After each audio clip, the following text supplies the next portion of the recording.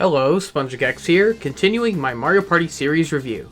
This time we're looking at Mario Party 7 for Nintendo GameCube, the last entry on the GameCube, and sadly the last entry to use classic joystick controls. After this, the Mario Party series moved on to many different consoles, including handhelds like Game Boy Advance and DS, 3DS, and motion-controlled consoles like Wii, Wii U, and Switch. It wouldn't be until Mario Party Superstars, the second entry on Switch, where we finally got to use a classic-styled controller again. This game opens up with Peach's long-forgotten butler, Toadsworth, as he invites everyone to a vacation on a cruise aboard Peach's new cruise ship, as our heroes travel to party around the world. Now, either Peach had a second castle built onto her ship, or that crazy woman ordered her toads to pack her entire castle onto that boat. Bowser wasn't invited, and he is furious as he plans to follow them and make their vacation a horrible experience. Finally, a story that doesn't open up with characters fighting over who's the best and all that junk, but this vacation is anything but relaxing. Toadsworth is actually a demented old geezer, sending them across the world to basically kill each other with the promise of a false relaxing vacation. I must admit, out of the first 7 games, this has one of the best opening cutscenes. It doesn't go on too long, it's got some pretty nice visuals, especially when Bowser shows up. Too bad the rest of the game doesn't look as polished. This game is almost like the Sonic Unleashed of Mario Party, for that game had Sonic traveling the world, with all the levels being heavily inspired by real-life locations and regions. As Mario Party 7 has our characters traveling through board maps based on real locations, including Italy, Egypt, Amsterdam, big cities in general, and China. Bowser's map is the only one that's not based on real life. The roster is mostly the same as it was in Mario Party 6, but they kicked Koopa Kid off of the roster and added in Birdo and Dry Bones in his place. It's honestly the weakest change of the roster yet. I mean, yeah, Toadette being added to Mario Party 6 wasn't great, but at least they didn't kick anyone out over it. Now we got Yoshi's weird girlfriend and a Koopa corpse that no one asked for. Mario Party 6 ditched the day and night gimmick from the last game, yet they kept in the microphone gimmick that no one liked.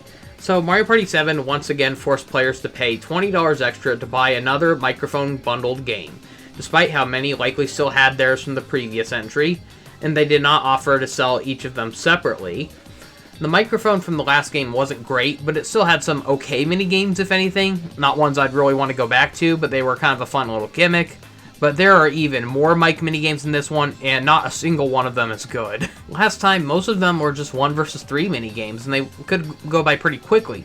But now they have 4-player mic minigames that require players to take turns passing the microphone, and they drag on forever. Unlike the last game where the mic minigames were treated like a side feature with the option to play them in party mode, here the game went overboard with it, even adding microphone spaces to the board maps where landing on it forces you to participate in a single-player mic minigame. You can shut them off in the options, but it just makes these spaces a literal waste of space where nothing will happen. The game has the same composers from Mario Party 6, and while that game had okay music, I'm sorry to say that the music in this game is bland.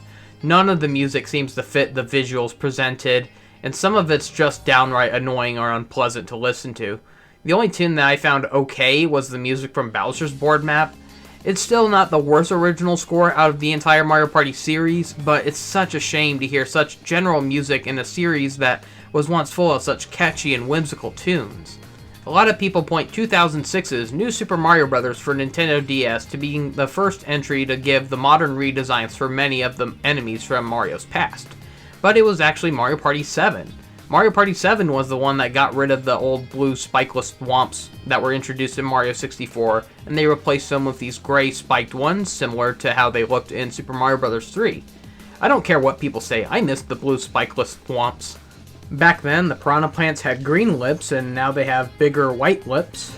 They got rid of the Poke's goofier designs and redesigned them to have cutesier looks, complete with a little flower on top of their head, and Klepto, he had blue eyes in Mario Party 4, 5, and 6, and they got rid of it and just reverted him back to having black eyes like he did in Mario 64. The main menu is honestly the most boring out of the whole series. Nothing about them stands out. They're all pretty boring menu rooms. The control room is just an options menu. The duty-free shop is just a small break room where we can use the points we earn from minigames and board maps, and we can exchange them for unlockables, including the 2 hidden characters.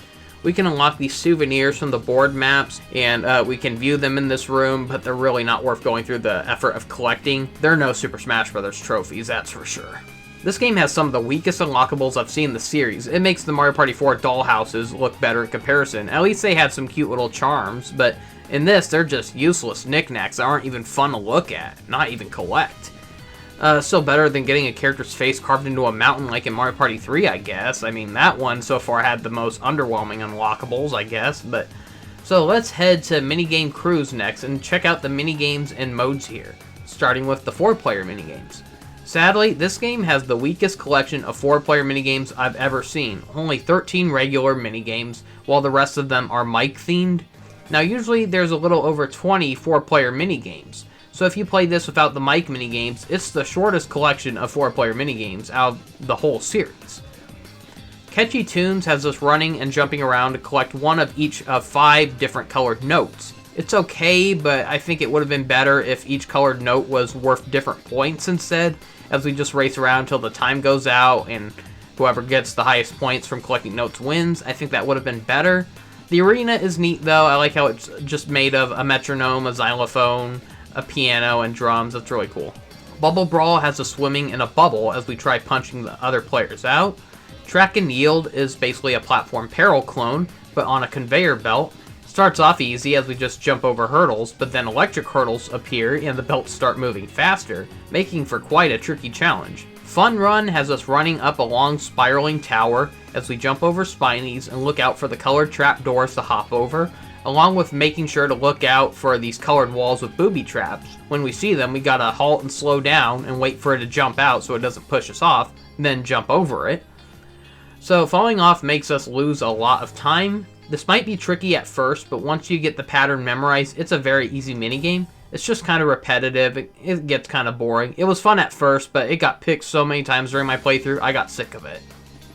Cointagious is a boring game of standing around hitting a dice block between 0 to 3 and collecting whatever coins we get based on the dice numbers. Snow Ride is an easy, repetitive race as we snowboard through gates that keep alternating from left and right, forcing us to swerve while trying not to bump into any walls.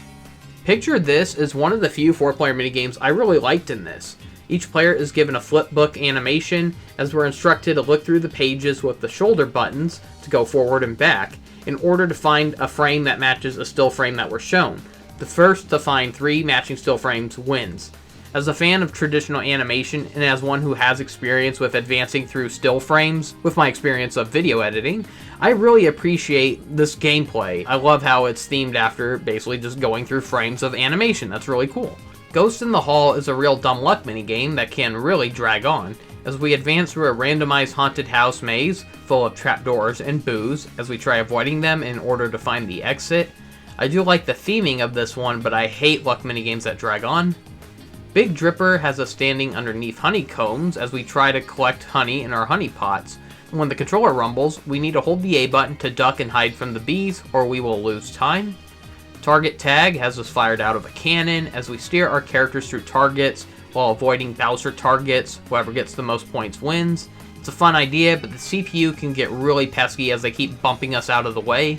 Pokey Pummel is yet another one of the many button mashers that infest these games, but it's got the fun theming of being a race to smash a towering Pokey piece by piece with a hammer before our opponents. Take Me Home. That sounds like something Nausicaa would say in a weird wet dream. It's a typical game of running around jumping over obstacles, which are electric blasts that are activated by thwomps. Cartwheeled is a clone of Waterworld from Mario Party 3, but with carts in a figure 8 track. It's actually a fun top-down race with tricky but fun controls. Arguably one of the best minigames in this entry. Onto the 4-player mic minigames. Boy, are these long and annoying, requiring players to take turns passing the mic around. None of these had any business to need microphone controls, and even without mics, these games would still probably be a slow bore. Balloon Busters, oh god, it just gave me haunting flashbacks to a terrible minigame from Sonic and the Secret Rings. It's a long, dumb luck minigame where players have to take turns passing the mic around and say bigger into the microphone to inflate the balloon. So after each player's turn, they hide behind a shield, so once the balloon gets big enough, it bursts and only the person behind the shield will survive it and win. Clock Watchers has each player be given a random number, as we're forced to speak into the microphone after counting a number of seconds based on our given number. Whoever counted the most accurately wins. Dart Attack has us needing to say the word fire 5 times to try and shoot targets for the highest score. Oil Crisis has us steering a car by saying left or right and mushroom to speed up. We tried dodging oil spills while collecting barrels to fill up a mushroom speed boost gauge. And Mathemortician has us needing to shout numbers between 1 and 9 to try shooting these pink boos as they come close to the numbered areas on screen. The timing for this one feels horribly slow and delayed. On to 1 versus 3. La Bomba is a painfully annoying minigame for both sides. One player has to ground pound on these crates to drop bob-bombs, as the players below try to run away from the bob-bombs. Spray Anything is a painfully slow game, where one player has to avoid the 3 players as they try shooting these slow water bubbles at the player, while trying to avoid shooting their teammates. Balloonatic has one player flying on 3 balloons, as they try avoiding having their balloons being shot by the 3-player team. Spinner Cell, aside from its obvious parody name, this is a fun idea, where one player controls a small spinner with the C stick to stun the players, while controlling a bigger spinner with the left stick to knock the players out. Think Tank is a terribly one-sided minigame, where one player pilots a big tank with way too much HP as they try shooting down the smaller tank players with only 3 HP. I don't see how anyone on the 3-player team can actually win this one. They are too outmatched, thanks to the single player's huge amount of HP. This is no Mecha Mario from Mario Party 5. Even Sonic Shuffle's tank minigame was better than this. Freaking Sonic Shuffle! Flash Fright is another horribly one-sided minigame. One player has to chase the other players and shine them with a flashlight to win. Good luck winning if you don't have the flashlight. Coin Op Bop is a fun idea, but ruined by the CPU for the 3-player team. It's a race to input buttons to get coins out of a slot machine. The single player has to type in a string of buttons, while the 3-player team has to take turns pressing just one random button. The CPU are brain dead slow and constantly making mistakes, making it a pain to be stuck with them. Easy Pickings is another great idea ruined by stupid CPU. It's a race to mine for the most hidden gems, as one player has a giant pickaxe that can smash rocks with 1 hit, while it takes 3 hits for the 3-player team to smash the rocks. Most of the rocks have nothing in them, making it a game of luck and skill, but you're better off being alone with the big pickaxe because the CPU are no help. Pogo A Go-Go is one of the most unfun minigames I've ever played, almost as bad as Heat Stroke from Mario Party 5. One player rotates an arena with the shoulder buttons as the other players pogo around and try not to fall into the holes in the ground. There are just way too many holes and they're near impossible to dodge. Chances are player 1 will win every time. They got like nothing to worry about. On to the 1 vs 3 mic games. Wheel of Woe is another horribly one-sided minigame, as mic users have to eliminate the 3 players by saying Chain Chomp, Shy Guy, or Bullet Bill to summon these baddies to attack our foes. Yeah, good luck newcomers to the series playing for the first time, having no idea what these characters are. Boxing Day is another annoying one, where the mic users have to stop the 3-player team from completing a flip panel puzzle by commanding giant robot arms to punch them out. I don't get how Nintendo expected kids to memorize some of these commands, not to mention how slow and delayed commanding the robot is. Be My Chum is the exact same thing as Wheel of Woe, except 3 players are swimming and the mic user tries doing their best Aquaman impression to command creatures of the sea to basically eliminate them. Again, good luck newcomers who don't know the names of any of these creatures. I mean, most casual gamers just call them fish, squids, or sharks, and those commands won't work. You gotta call them by their names. And for some reason, Lakitu is here as a command as well. What does he have to do with sea creatures? I get that he likes to fish, but Stratosphere has the mic users using their voice to raise and lower a mushroom to try leading the 3 players into getting wiped out by bullet bills.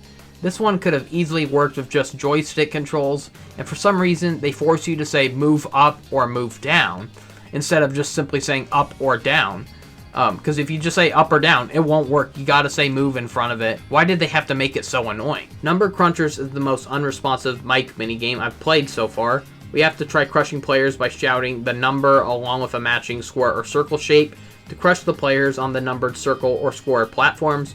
For some reason, this minigame had the most delayed and unresponsive commands. So far, things are not looking too good. I already think this game has the worst collection of 4-player and 1 vs 3 minigames. So on to the 2 vs 2 minigames. Luckily, we won't have to worry about 2 vs 2 mic minigames, for the microphone was designed to only be plugged into one GameCube at a time, requiring only one player to use it at a time, meaning it's impossible for 2 or more players to use it at once. Buzzstormer is surprisingly a very fun minigame, as two players work together to pilot a giant bee mech to fly and dodge through giant flowers. I'm surprised this wasn't saved for Mario Party DS. It would have fit perfectly for the game's theme involving the cast being shrunken down. If Nintendo ever introduced a VR headset for their next console, I hope to see a Mario Party VR game, and Buzzstormer would be the perfect minigame to remake for VR. Tile and Error is a turf war type of game, as we ground pound on flip tiles to match our team's color. We can even punch our opponents off the arena to make them lose time. Battery RAM is a fun idea, but the CPU really ruined it. Both teams need to work together to squeeze a battery through many tight spots to reach a goal. This requires a lot of backing up and realigning to fit through these tough angles, but the CPU ruined it by not being very cooperative at all. Cardinal Rule has us racing around to ground pound on cards that match an image shown. The first to get 3 matching pairs wins. It feels like a very tiring done-to-death premise. Bumper Crop is one of the most annoying and impossible to win 2 vs 2 minigames I've ever played. It's a dumb luck minigame where each player must pick 2 vegetables from a set of 3 and toss them to a Shy Guy.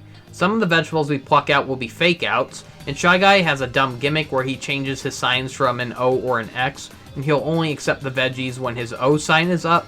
So sometimes, right when you're throwing the vegetable, he'll change the sign on you.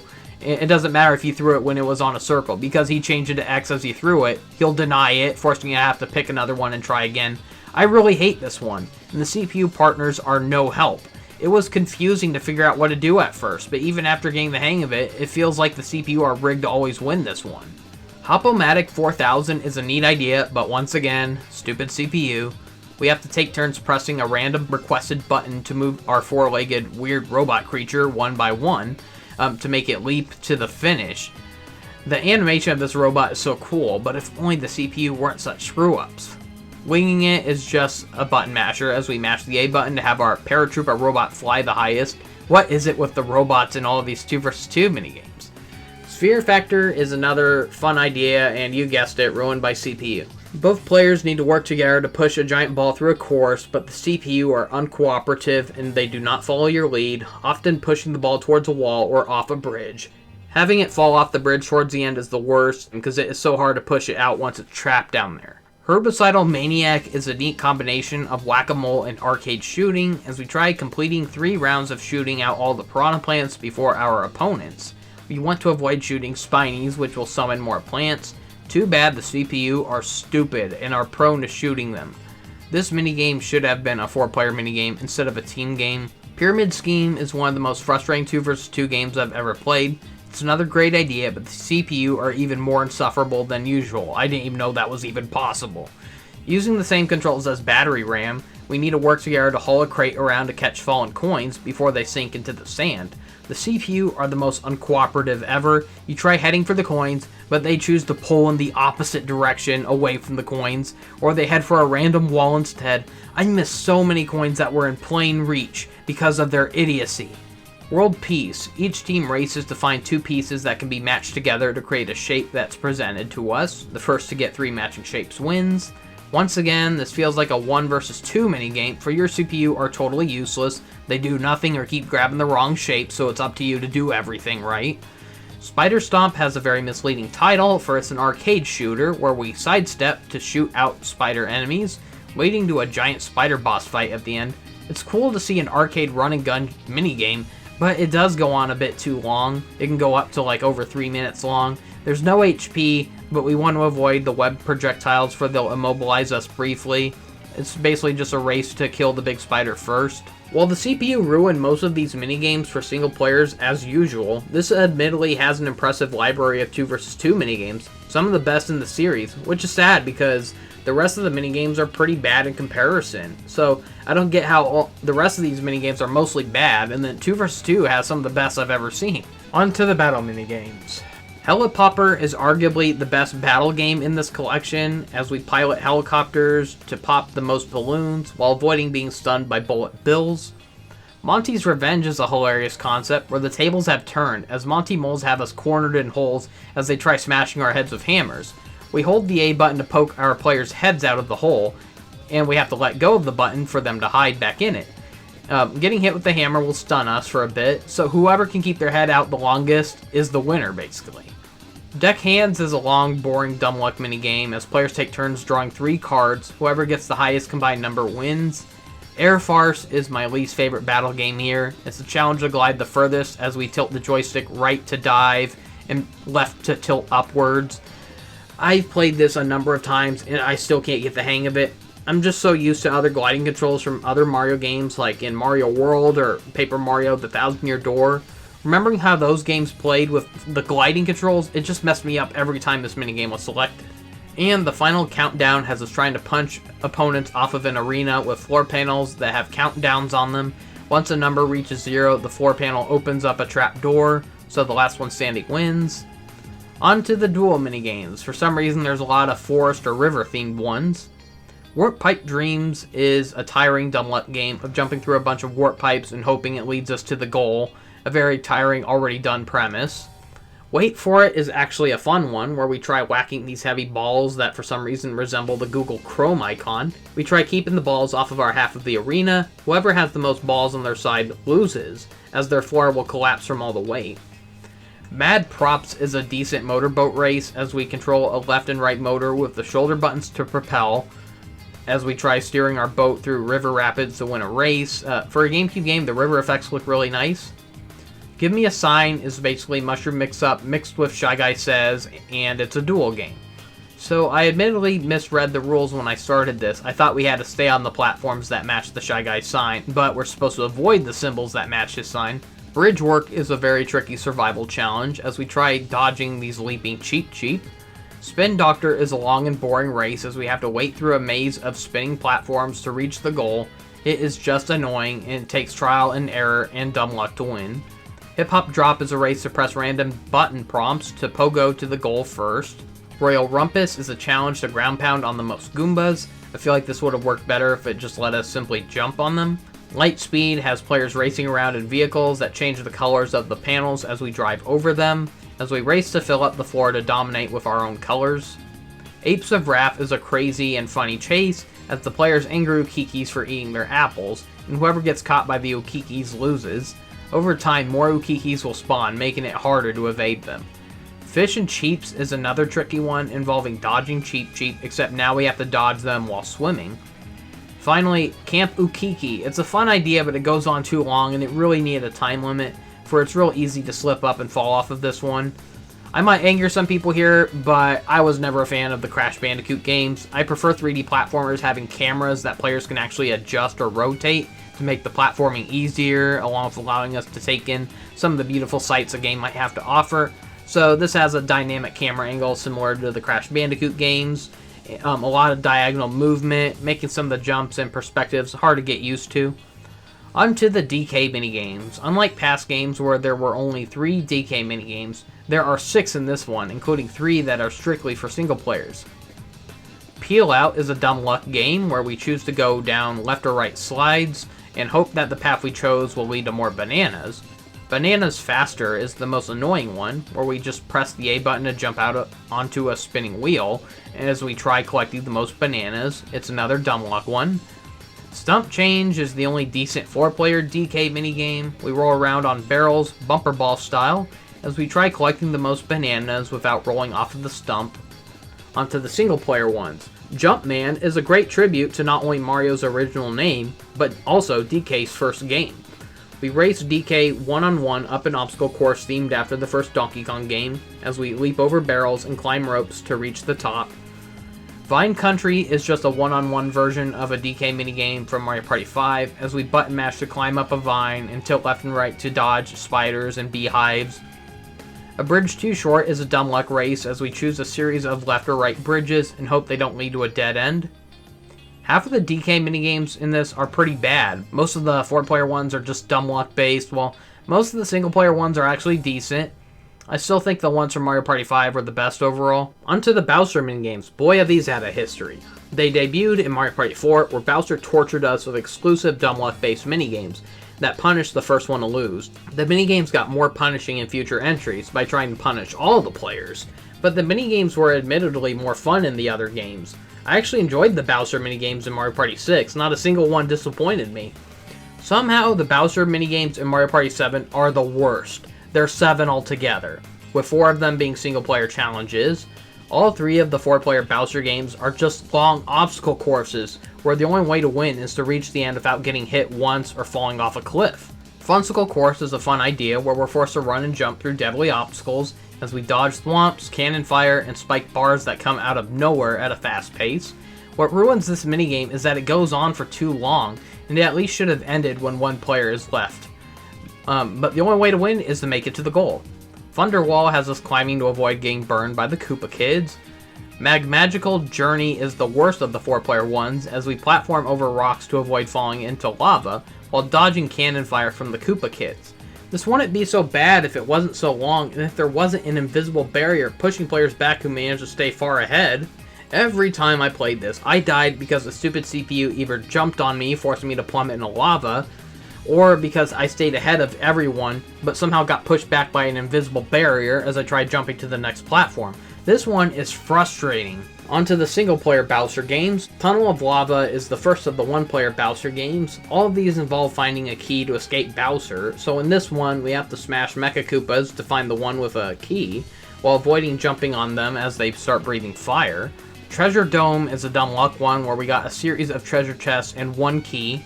We got to use that key to find the correct chest, which will lead to a series of more keys that will lead to opening a specific chest, all the way until we can find the last chest with the escape key. Slot a Whirl is another dumb luck one, requiring the need to have a slot machine have 3 matching key symbols to get the key and escape. Bowser's Lovely Lift. I forgot to mention this during my review from the previous game, but ever since Mario Party 3, each game ended with a boss fight minigame. So Mario Party 4 and 5 had boss fights against Bowser, but Mario Party 6 was the first in a long while to not have a boss fight minigame. Mario Party 7 made a new boss fight minigame that is unlocked upon beating the single-player mode. The intro is admittedly really cool, with Bowser's insanely tall tower. Too bad we can't skip it, because this is a brutal challenge and you might have to rewatch this cutscene over and over. It took me about 3 or 4 tries to finally beat this. The only way to beat Bowser is to ride to the top of Bowser's tower, which requires dodging Bowser's attacks, while reaching and hitting these 4 dice blocks on each corner of the room. We need to roll a total of 100 to reach the top and escape. So yeah, kind of a bizarre idea, needing to beat Bowser by basically rolling a dice like we're on the board map, and waiting until we move 100 spaces. But it's so hard when, if you get hit once, you have to start all over. Bowser's fireball attack is pretty easy to dodge, but his homing missiles are really tricky. To make matters worse, Koopa Kid shows up to assist Bowser down the line, making attacks even harder to dodge, especially when they both start firing homing missiles. I'm just glad he didn't summon 2 more Koopa Kids down the line, but the one-hit KO is annoying enough, but why can't we skip through the intro every time we have to retry? I preferred the boss fights from Mario Party 4 and 5. They were a little bit longer, and they were pretty easier though, but I still had fun with all the set pieces and different gameplay variety during those. So playing this boss fight in solo mode is more annoying than replaying this minigame in the minigame mode, and I'll explain later when I discuss the solo mode. There's only 2 rare bonus minigames in this entry. The first one is Ice Moves, which is just a 1-on-1 or 2-on-2 game of air hockey, as we drive around these giant discs to ram the puck into our goals. It's actually pretty fun, much better than the awful air hockey minigame from Mario Party 2. Stick and Spin carries Mario Party 3's tradition of having 1 puzzle-themed minigame per entry. This is a very different one, where we spin a wheel with the left or right stick and press the A button to drop these colored balls as we try sticking 5 or more balls to clear them out. It gets rapidly faster and harder as time goes on, to the point where they just shoot out non-stop at the fastest speed, making it very chaotic and making you very helpless. While it does get way too fast, it's still a very fun puzzle game. While there are a few decent minigames in this collection, I'm sad to say Mario Party 7 is the weakest bundle of minigames so far. Too many dumb luck minigames, too many games that drag on with boredom, and too many done-to-death ideas we've already seen. I remembered feeling fatigued by this game when I first played it at the age of 14. I'm sad to say that these games are still as boring and forgettable as I remembered. So on with the other modes in minigame mode. Volcano Peril is just the typical tournament of whoever wins 3 to 7 minigames first is the winner, as Toadsworth sadistically traps everyone inside of a volcano and rewards whoever escapes. I mean, he does rescue the losers anyways, but still, not cool, dude. Waterfall Battle is a duel tournament where the losers fall off of a log and down a waterfall. Pearl Hunt is the worst mode in the minigame Cruise, and it's arguably the worst minigame mode I've seen so far. So each wins grant a player a turn to open a clam to find these pearls. However, players can only claim a pearl if the pearl has a picture of the player's face on it. I quit only after one minigame because I was just not in the mood of wasting my time playing a long tournament of these awful minigames with such a boring and annoying gimmick. I tortured myself by sitting through a full game of the unrewarding tournament modes like Minigame Wars or Treetop Bingo from the previous games, so this just looked like a more insufferable version of those. The Decathlon mode from Mario Party 5 and 6 returns, and it's admittedly better looking than ever, theming-wise. Decathlon Castle has us racing to the top of Bowser's Castle, where winning minigames unlocks the path to advance. Once again, our performance in the minigames gets converted into a score, where the highest score after 10 minigames wins. While the minigames aren't as good as the ones from the past 2 games, I still really enjoyed the setting and visuals for this decathlon. King of the River feels like a spiritual successor to those annoying single-player modes from the first 2 games like Minigame Island and Minigame Coaster. I only went through easy mode this time. I was not in the mood for doing this 100%. I was not in the mood of being on normal or hard mode. Easy mode only has us needing to go through 10 minigames with only 3 lives, so if we make it to the end, we get one of those useless souvenirs. Dang it, Hudson, I thought we were past these dumb luck single-player modes. Deluxe Cruise introduces the first 8-player mode for a single game console without the requirement of a LAN connection with multiple TVs or consoles. That's right, Super Smash Bros. For Wii U was not the first game to feature local 8-player multiplayer. However, the way of doing it is very limited and very uncomfortable in this game. So all the minigames have 4 teams of 2 competing with each other. The GameCube could only support having 4 wired controllers connected at a time, so the only way to get 8 players to work on this was to have 2 players share a controller, as they're forced to huddle together and hold one end of the controller. Player 1 holds the left side with the left joystick and the L button, while player 2 holds the C stick and the R button. It is one of the most uncomfortable ways to ever play a multiplayer mode I've ever seen. Imagine the uncomfortable feeling of playing with a single Switch Joy-Con in horizontal mode. Now imagine that uncomfortable feeling, but having someone else holding the other end of that. Deluxe Cruise features exclusive minigames and a boring tournament mode with an ice arena theme, but it's basically no different than the other tournament modes, except now with just the 8-player minigames. So it's a shame that these minigames weren't retooled to be playable in regular party mode. These could have easily been retooled to work as 2 vs 2 or even 4-player minigames. Mario Party 7 is cursed to have so many minigames that are locked behind these stupid microphone gimmicks or 8-player gimmicks, making this feel like the emptiest minigame selection for those who are just trying to play party mode without the stupid microphone. Even when you ignore Super Mario Party Jamboree's exclusive motion control or side minigames, I still felt like it had a decent selection of minigames for the party mode. So Real Smoothie has players in charge of grabbing fruits, with the left player needing to grab oranges, while the right player needs to grab strawberries. We grab with the L or R buttons, and we have to make sure that we grab our assigned fruits and not our partners. For an 8-player minigame, they wasted it on just 2 fruits. They should have had it where there were 8 fruits, and one player got a different fruit. That would have been kind of more visually interesting. Synchronicity requires us to move the joystick left and right in sync with our partners to row a boat to the goal before the other players. I was doing all the work because my CPU was too busy doing nothing. Grin and Bar It is basically just an 8-player version of Hot Rope Jump, as our teams try outlasting the other players by jumping over a jump rope without tripping. Hammer Spammer feels like a generic minigame of running around dodging hammer bros, but out of nowhere these 2 giant hammers slam down without any warning, making this more of a dumb look minigame instead of a game of skill. Gimme a Break is a game of chicken, as we press the shoulder button to pull on the brake to try stopping our scooter before it goes off of a cliff. Whoever gets closest to the cliff without falling off wins. Bumper to Bumper is like bumper balls, except we slide around on these discs, similar to the air hockey rare minigame in this. Spin-Off is the worst deluxe minigame, where each player has to solve 3 certain revolving puzzles, requiring to stop a roulette to match the image of Mario baddies. The controls are very slow and unresponsive. It takes forever for the roulette to stop. It takes pure dumb luck. Rope-a-Dope is a fun idea ruined by the CPU, who keep dragging us off cliffs.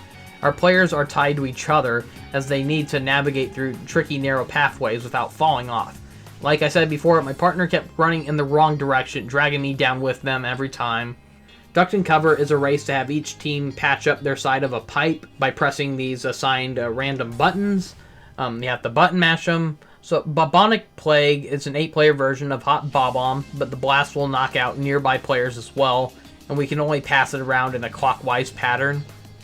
Unhappy Trails is another narrow trail minigame, as one player needs to meet up with their partner in the center of the trail to hand them a key. The partner needs to take the key to a further end to get the treasure out of a chest, as they journey back to their partner to hand them the treasure, so the first player can take it all the way back to the start. I would have won if the stupid CPU wasn't blind as a bat.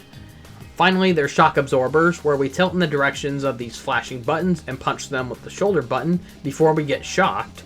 If all the buttons flash at once, we need to duck, otherwise we get shocked, so the last one standing who doesn't get shocked wins.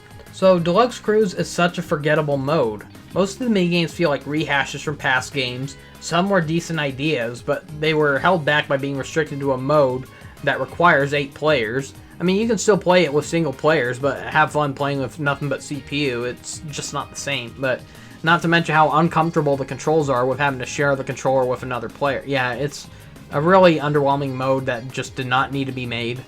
Solo Cruise is another dumb luck-based single-player mode that requires us to beat it to unlock everything in the game.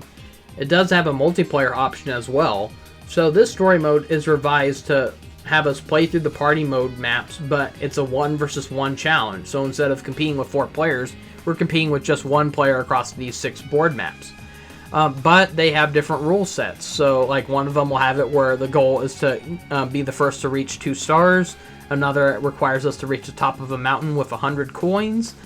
Another has us stealing a star from a bandit and needing to return it to a Bowser Sphinx. We need to find 3 hidden stars inside of 8 scattered treasure chests that get more expensive as each star is claimed. We need to spend coins to fix these windmills. Even if these seem like small objectives, they can still be unpredictable since there's still a time limit of 30 turns basically, and there are no minigames after each player's turn in this mode, but we still have to worry about dual spaces along with single-player minigames hosted by DK and Bowser. This wouldn't be so bad if it was just a side feature to collect more points for the shop, but all the levels are locked from the beginning except for 1, and we have to progress through them by completing each level 1 at a time. The final challenge has a very ridiculous goal. We have to race to get a star and bring it to Bowser to trigger the final minigame, which is Bowser's Lovely Lift. I'd hate to imagine what would happen if you lost, since it's treated like a race between which player can reach and defeat Bowser first. So I don't know what happens if you actually lose this minigame once reaching Bowser. Do you have to start the whole thing over? Or does it carry where you left off, and the CPU, if they go to it, they can continue where you left off and try to beat it faster? I don't know, but I just don't like the idea of how they set it up. I feel like they should have waited for you to beat the level first just by bringing the star to Bowser. Then after that, there's a checkpoint that leads to the final boss battle. I mean, that's what Mario Party 4 and 5 did, so I don't get why they didn't do it for this one. So after beating Bowser, we get a funny cutscene of Bowser and Koopa Kid being blasted off of their castle, basically, and they end up stuck on an island, and they basically curse in fury as they see the cruise boat that Mario and Bowser are on leaving. I was never a fan of the solo modes in the Mario Party series. I've said many times why dumb luck does not make for a good single-player experience. So they tried spicing it up in this by making different rules and making it a one-on-one experience through the board maps. It was a unique idea, but its reliance on dumb luck can still lead to many hours of a huge waste of time, constantly needing us to retry and do it all over again, just to have to retry and do it all over again. It's just not fun to sit through. Finally, the party mode. Only 2 of these board maps are traditional, where the other 4 rely on gimmicks and different rules. Some of them are pretty good, but some of them are very annoying. I would have rather preferred the boards just have the option to play them like regular board maps, and give us the option to play these exclusive new rules. One of the most notable differences is that all the spaces are no longer circles or octagons, they're now curved squares. The orbs from the past 2 games are back, but we got some character exclusive orbs, similar to the exclusive character power-ups from Mario Kart Double Dash. I've only got to see Mario's in action. He and Luigi share the same one, where Mario or Luigi can trigger a fireball, where for 3 turns, if they walk past another player, they can throw a fireball at them and cause that player to lose 10 coins.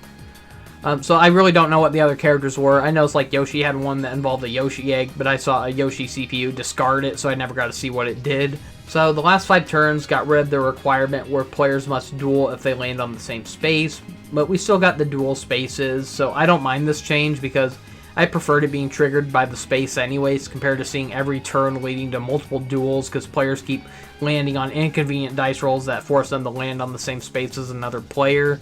And then it gets worse if they happen to both meet up on a duel space, forcing them to duel 2 times in a row. It got annoying. Bowser is way more obnoxious in this game than ever before. At the beginning of each board map, he creates 5 random Koopa Kid spaces, where landing on them basically act like miniature Bowser spaces. So after every turn, a gauge shaped like Bowser's face will fill up. So once it fills up after 4 turns, Bowser performs a nasty act, which are exclusive to the board maps. So yeah, I've never hated Bowser more than I did in this game. He just wouldn't go away. The party mode admittedly has a nice award ceremony taking place on top of Peach's castle on that cruise ship, and the winner will pop out of the balcony doorway, but I hate how the bonus stars are randomized this time. Back then we were just rewarded for collecting the most coins and landing on the most happening spaces or winning the most minigames. So some of them can still pop up at random, but now we have random categories, like whoever traveled the most or least spaces, whoever landed on the most red spaces. In other words, just any excuse to not make player 1 win. I swear, it feels so rigged to always just give awards to the CPU players. It takes dumb luck to get the bonus stars in this game. I wish it gave us the option to actually choose which bonus stars we want and which ones we want shut off. So there are 6 board maps in this game. Grand Canal is based on the land of Mario and Luigi's heritage, Italy. So here we see a village with canal boats, a leaning tower of Pisa that will fall over if a player lands on the happening space above it. There's a giant blooper at the top center of the stage where we can play a memory mix-up game for a chance to win a star or coins. But we can also lose a star because one of them has a Z-Tar, but for some reason they renamed the Z-Tars to Dark Stars in this game. It's one of the only 2 traditional board maps this game has to offer. Bowser Time triggers a funny yet annoying event where he gathers everyone up for a group tourist photo. After taking the picture, he charges us 10 coins and runs off, and Toadsworth points out he didn't even give us the photo. Pagoda Peak is a map inspired by Chinese folk tales. This is a very unique board map, being a linear board map with no splitting pathways, as each player starts off in a Chinese village, and the goal is to reach the top of the mountain to prove that we're worthy enough to buy a star from a martial arts Koopa master. The price of the star will increase after 1 star is claimed, but the price can change by ringing a gong on a happening space. So every time a star is claimed, the player who bought that star is carried back to the start by a cloud, and they have to restart journeying their way back up the mountain. This is my favorite board map in the game. I love the idea of just needing to roll high enough numbers to reach the end, while making sure you collect enough coins along the way. Better than having the stars constantly spawning near the CPU. The map still has its drawbacks. There are events that can cause players to skip through chunks of the level or fall back through chunks of the level, including a map-exclusive orb that lets players fire out of a cannon to go higher, along with happening spaces where they tie the players to rockets that will blast us up higher. And then the Bowser Time triggers an event where Bowser causes everyone to fall back about 10 spaces. Pyramid Park has the same rules as Snowflake Lake from the previous game, where we start off with 5 stars, as we have to run around and pay chain chomps to ride them and try stealing stars from the other players. Instead of a snow theme, we have an ancient Egypt theme. A really missed opportunity here. They should have made this Saras I hate it whenever they introduce a new desert level in a Mario game and they fail to connect it with Daisy's homeland. I mean, we know that Saras is where she's from. It's in a desert, so why can't they just give us a desert kingdom where Daisy is from, for crying out loud? It has the same quicksand happening space gimmick as the one from Mario Party 3's desert map. Bowser Time will cause Bowser to have Koopa Kid steal a star from a random player, and any player can try stealing it back by attacking Koopa Kid with a chomp. Neon Heights is a very confusing level that can't make up its mind on what it wants to be based on. At first I was thinking it's Hollywood, because you see a lot of movie making themes around it, along with like a movie theater with movie posters. But then there's also a Statue of Liberty shaped like Mario, and a baseball stadium, so it makes you start thinking this is probably New York.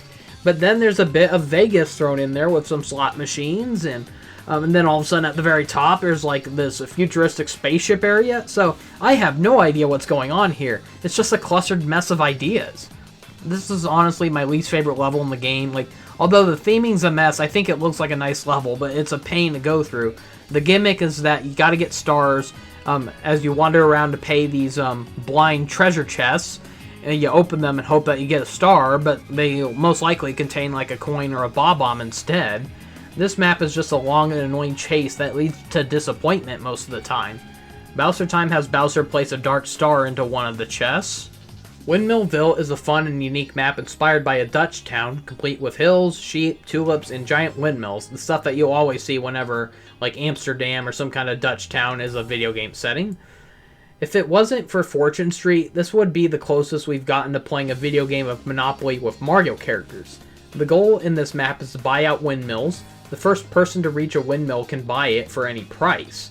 And windmills can be worth 1 to 3 stars.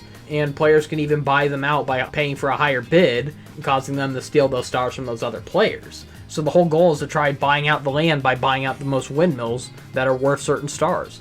If a player laps back around a windmill they previously bought, they have the option to put more money into it to try preventing players from getting close to buying it out. Bowser Time has Koopa Kid sneak into a random windmill to steal some coins from it, making the value cheaper and easier for someone else to buy it out. Finally, Bowser's Enchanted Inferno, just a generic Bowser level. I'll at least say it's better than most previous Bowser maps, but not as good as the one from Mario Party 5. It plays like a regular board map, as the star will warp between one of 4 islands, but happening spaces will cause Klepto to steal the star and fly it elsewhere, along with happening spaces to send us to other islands as well. Bowser Time has Bowser sink the island containing the star into lava, and it can even drag players who are on that island down with it. I'm not sure what happens if they're caught in it, but I'm guessing they lose all their coins and get sent back to start. And that was Mario Party 7. I'm sorry to say that after all these years, I still found this to be one of the weakest Mario Party games I've ever played. I barely had any fun with this. I mean, some of the minigames are fun, and there were some cool board maps in this. Some neat ideas, some new ideas, but they just don't make up for the constant rehashed ideas, terrible gimmicks, and the worst collection of minigames so far. Mario Party 6 managed to be a lot better than I remembered, but Mario Party 7 is just as bland as I recalled. I barely had any memories of this game. I just remembered I didn't like it very much, and so I was hoping that since Mario Party 6 turned me around, maybe I'd like this one better, and it's just as forgettable as it was from 19 years ago. So on my tier list, I previously had B tier being the lowest rank I've given out to any of these games, with Mario Party 4 and 3 being the lowest ranking games so far. I'm afraid I found Mario Party 7 to be worse than those games, so I won't be putting it on the lowest tier, but I have no choice but to put it on the C tier list. It has some good ideas, but just not enough to make it a mid-range game, so it's basically below average. With that out of the way, you'd think my next game would be Mario Party 8, the first entry on Wii and the first one to use motion controls. Well, before I move on to the ones on Wii, I got 2 handheld entries to get out of the way first. So join me next time when I look at one of the most universally hated Mario Party games, Mario Party Advance. That's all I have to show for now. Thank you for watching, see you next time, and have a great day.